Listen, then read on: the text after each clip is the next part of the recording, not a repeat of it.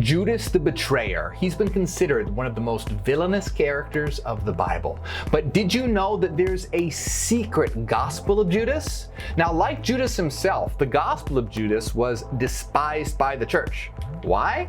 Because in this heretical gospel, Jesus Christ himself reveals that everything that you know about what would become mainstream Christianity is wrong. Jesus takes Judas aside and reveals to him secrets about the creation of the world, that the 12 disciples are evil, and that God is actually the devil. Let's discover the blasphemous secrets hidden in the secret Gospel of Judas. Now, before we start, I want to give a shout out to the sponsor of this video. Oh wait, I'm not sponsored. Why? Well, because my content is controversial, so unlike most channels, I don't get support from mainstream sources. Obviously not. I only continue to create because of your support. So make sure you subscribe to my channel, like the video, and consider supporting on Patreon so we can continue to open minds and spread this information across the world. Before we can understand the secrets hidden in the Gospel of Judas, there's a few things that you have to know. You see, this gospel, the Gospel of Judas, had been shrouded in mystery for almost 2,000 years. Its existence was mentioned briefly and condemned by the church father Saint Irenaeus in 180 CE in his book Against Heresies. But it was believed that no copy survived, and it was thought that this blasphemous gospel and its secrets would remain a mystery forever. But all that was about to change. Ironically, the discovery of the Gospel of Judas, like the story of Judas himself, is filled with treachery, greed, and mystery. It's believed that an Egyptian treasure hunter discovered the Codex, which contains the Gospel of Judas, in Egypt in the late 1970s, and then sold it to an antiques dealer in Cairo named Hannah. But shockingly, the Codex and many of his other artifacts were stolen during a robbery and taken out of Egypt. Fortunately, Hannah was able to reclaim the Codex that contained the Gospel of Judas by working with another antique dealer in Geneva. So, having regained the Codex, now Hannah needed to find a buyer.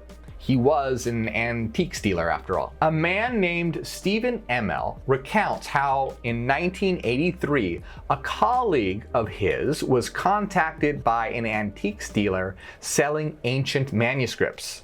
So Emel and two scholars met the dealer in a hotel room in Geneva, where they could examine the Codex, but they weren't allowed to take notes or photos of any kind. So despite the Codex being in a shoebox and wrapped in newspaper, at the time it was still in pretty decent condition, all things considered. Emel knew that the Codex was important, but he didn't realize that it contained the Gospel of Judas. Unfortunately, Emel couldn't afford the asking price of $3 million. In fact, most people couldn't. Hannah couldn't find any buyers, and so put the Codex in a safety deposit box for 16 years.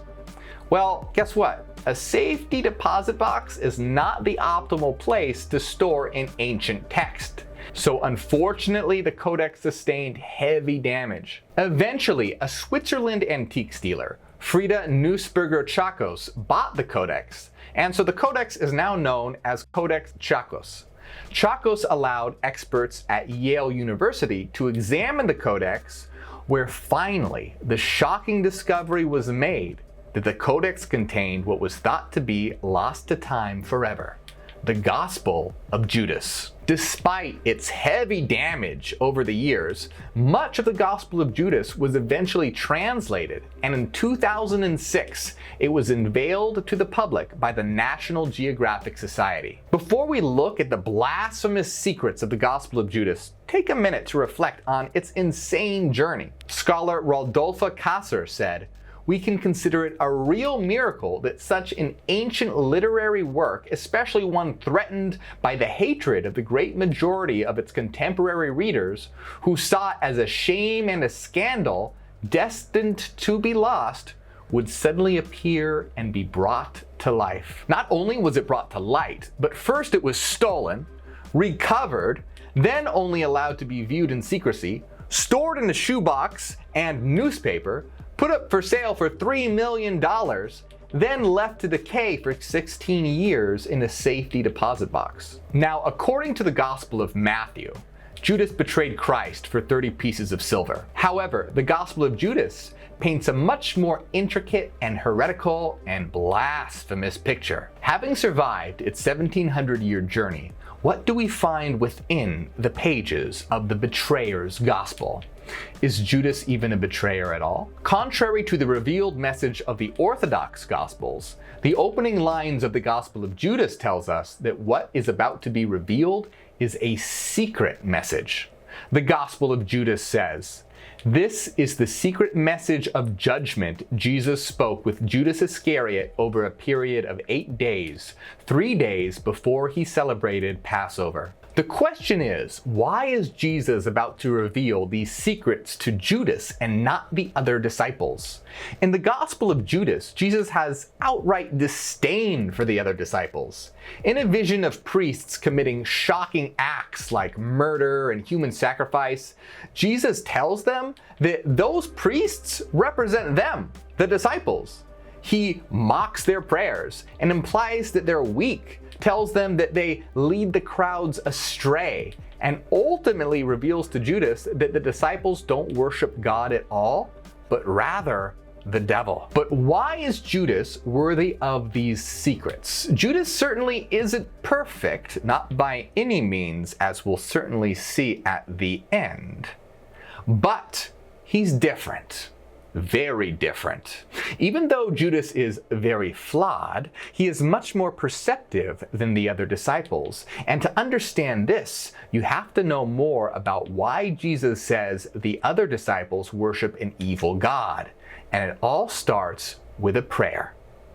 The Gospel of Judas says, "One day he was with his disciples in Judea. He found them sitting together, practicing their piety. When he came up to his disciples sitting together praying over the bread, he laughed. The disciples said to him, 'Master, why are you laughing at our prayer? What have we done? This is what's right.' He answered them and said, 'I'm not laughing at you. You're not doing this because you want to, but because through this your God will be praised.' They said, 'Master, you are the Son of our God.' Jesus said to them, 'How do you know me? Truly I say to you, no generation of the people among you will know me.' When his disciples heard this, they started to get angry and furious and started to curse him in their hearts." Now notice that Jesus refers to the being they're praying to not as God, but as your God. And this surprises the disciples, and they tell Jesus that he's the Son of their God. But Jesus then implies that they don't know who he is, and in fact, no generation among them will ever know who he is. This infuriates the disciples, going so far as to curse Jesus. Then Jesus responds, "But when Jesus noticed their ignorance, he said to them, 'Why are you letting your anger trouble you? Has your God within you and his stars become angry with your souls? If any of you is strong enough among humans to bring out the perfect humanity, stand up and face me.'" Notice that once again, Jesus referred to the God they worship as your God. This is going to be critical. None of the disciples have the courage to stand up, except for one. Judas is able to stand up and tell Jesus, "I know who you are and where you've come from. You've come from the immortal realm of Barbelo, and I'm not worthy to utter the name of the one who sent you." You see, Judas is stronger than the other disciples, and unlike the others, he knows who Jesus really is, and that he doesn't come from the God that the disciples worship. Seeing that strength and perceptiveness of Judas, Jesus says, "Come away from the others, and I'll tell you the mysteries of the kingdom." Now, Jesus is going to reveal to Judas a secret realm and the dark truth about the God that the disciples worship. Jesus reveals to Judas that the God that created Adam and Eve, which is the God the disciples worship, and the same God of what would become mainstream Christianity today, isn't the true God at all. That it's actually an immensely evil being and one of the rulers of chaos in Hades. The true God is a divine mind from which all things emanate. So Jesus is not the son of the God described in the Bible, which is an evil satanic ruler of chaos. the devil. Rather, Jesus comes from the immortal realm of the divine mind. Judas recognized this, while the other disciples didn't. The Gospel of Judas isn't the only gospel to reveal this secret information. There are other secret gospels, such as the secret Gospel of John, which tells us that we are all immortal pieces of the one true God, which is a divine mind, that we are all a part of that God, that we are divine. And then the evil satanic creator God of the Bible trapped us in material bodies and tricked humanity into thinking that it was the real God. So Jesus is a messenger from the immortal realm sent to wake humanity up to the fact that they are divine and that they don't need to worship the evil creator God, but that they can tap into their own inner divinity through understanding the secret knowledge of what they truly are. That's the message according to the Gospel of Judas. Now, according to some scholars, the Gospel of Judas is a challenge to the church's authority, since many bishops would claim their authority as church leaders as coming through a direct line to Jesus' first disciples. The Gospel of Judas attempts to demolish this by saying the disciples worshipped a false, evil God, that they and their generations will lead astray the faithful, engage in murder, human sacrifice, and will never know Christ. In other words, what would become Orthodox Christianity, according to the Gospel of Judas, is actually a false gospel and the opposite of truth. It's the gospel of the satanic creator God. But what about human sacrifice?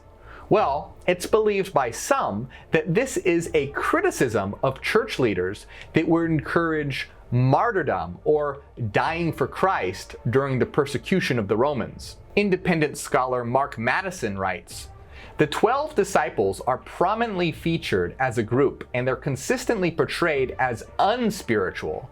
Jesus often laughs at his disciples, mocking their practice of communion and accusing them of all kinds of misdeeds, including shocking crimes like human sacrifice and murder.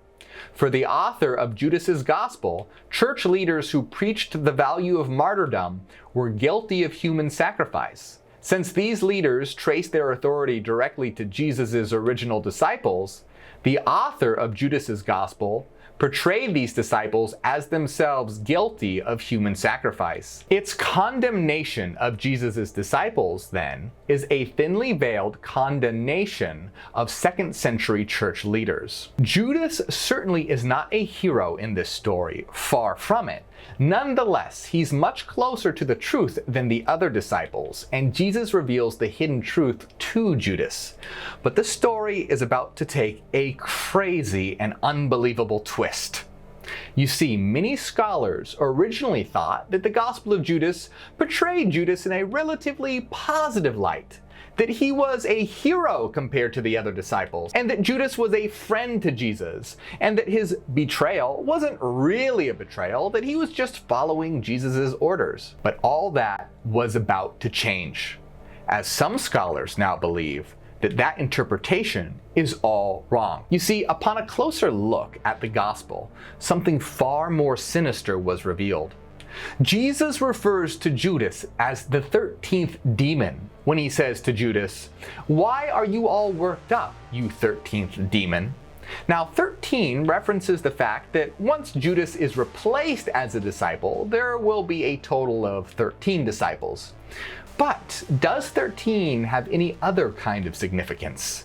In some Gnostic Christian literature, and the Gospel of Judas is a Gnostic text, 13 is associated with the demonic creator God, as he is sometimes known as the ruler of the 13 realms. Could Jesus be implying that Judas has something to do with the satanic creator God? Let's look at some more verses and find out. In this verse, Judas asks if his seed will dominate the rulers. Now, the rulers, or archons, are the demons that rule the material world. "Master," Judas said, "surely my seed doesn't dominate the rulers, does it?" In response, Jesus told him, "Come, let me tell you about the holy generation, not so that you'll go there, but so you'll be sorry when you see the kingdom and all its generation. Jesus said, you'll become the 13th and will be cursed by other generations and will rule over them, and your star will rule over the 13th realm. Jesus is telling Judas that he won't enter the holy generation, but instead that he will become the 13th ruler. Here are some more very telling passages. Now keep in mind that the names Saklas and Yaldabaoth are both used to refer to the evil creator god. Truly I tell you, Judas, those who offer sacrifices to Saklas, everything that's evil, but you'll do more than all of them, because you'll sacrifice the humanity which bears me. Your horn has already been raised, your anger has been kindled, your star has ascended, and your heart has strayed. The star that leads the way is your star. To me, it is crystal clear that Judas is no benevolent hero in this story. Based on these passages, we can come to a few possible conclusions. That Judas was secretly the satanic creator god the whole time, or that his soul will eventually become promoted to the satanic creator god, the most villainous entity in all reality. So, what is the message of the Gospel of Judas? The Gospel of Judas is a shocking criticism of what would become mainstream Christianity. Jesus reveals that the God of the Bible is not a good God, but a satanic being. Jesus shows the 12 disciples are not benevolent, but rather that they are worshipers of that satanic being, the devil. And finally, that Judas himself is to become that satanic being, the king of demons, the ruler of the 13th realm. This gospel is meant to warn the people of the world that they shouldn't be led astray by the teachings of the 12 disciples and what would become mainstream Christianity, because as long as they did, they would remain servants of the satanic creator god and never reach the truly divine immortal realm. They would never realize their own divinity. The Gospel of Judas, once thought to be lost forever, finally completed its 1700-year journey with a message to you that not everything is always what it seems, that you have the power to become divine, not by worshiping an evil god in the sky, but by looking within to realize your own divinity. So what makes more sense to you, even just as a story? Do you agree with Orthodox Christianity that the God of the Bible is loving? Or do you agree with the Gospel of Judas that it's actually an evil being? Believe it or not, this is far from the only secret book that reveals this hidden information. Check out my video on the apocalypse of Adam, where Adam and Eve reveal that God is actually the devil. Make sure to like, share, and subscribe, and I want to give a big shout out to all my supporters on Patreon. If you enjoy my work, consider supporting on Patreon, and you'll get access to our weekly secret live streams and more. My name is Morgue, and I am Hyperion. Hail, New Terra.